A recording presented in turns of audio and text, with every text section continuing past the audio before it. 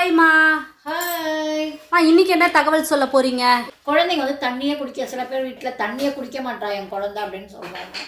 அதுக்கு தண்ணி குடிக்கலன்னா நீங்கள் என்ன செய்யுங்க, குழந்தைங்களுக்கு இளநீர், மோர், ஜூஸ் அதை மாதிரி கொடுங்க. அதுவும் தண்ணி குடிச்சா மாதிரி தண்ணி குடிச்ச மாதிரி ஆகும். அதுவும் சில குழந்தைங்க வேண்டான்னு சொன்னால் நீங்கள் என்ன பண்ணுங்கள், ஒரு ஹவருக்கு ஒரு ட்ரிப்பு ஒரு டம்ளர் தண்ணி எடுத்து நீங்களாக எடுத்துமே கொடுங்க. குழந்தை படிக்கும் போதோ எழுதும் போதோ விளையாடும் போதோ இந்தம்மா தண்ணி குடிமா அப்படின்னு குழந்தைக்கு கொடுங்க. குழந்தைங்க வந்து அவங்களா எடுத்து குடிக்கதான் சோம்பேறித்தனப்படுவாங்க. நாமளும் ஒரு டம்ளர் அவங்க எதிர்க்க குடிச்சிட்டு இந்தம்மா நீயும் குடிமா, தண்ணி குடித்தா உடம்புக்கு நல்லது அப்படின்னு சொல்லி தண்ணியை இந்த மாதிரி கொடுங்க நீங்கள் உங்கள் கையால்.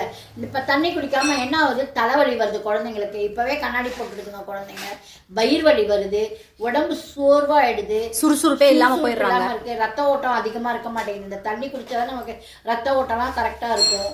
அதான் இந்த தண்ணி குடிக்காதால பல வியாதிகள் வருது. அதனால குழந்தைங்களுக்கு இப்போவே தண்ணி குடிக்க சொல்லுங்கள்.